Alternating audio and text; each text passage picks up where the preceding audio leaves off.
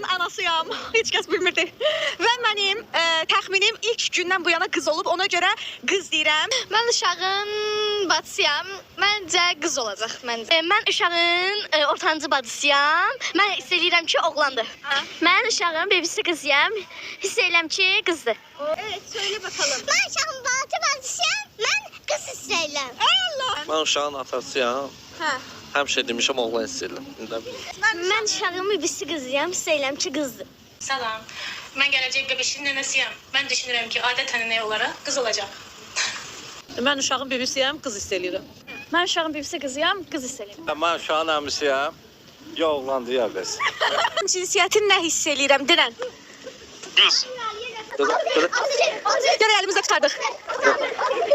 Əlimizdə gələk tutardıq.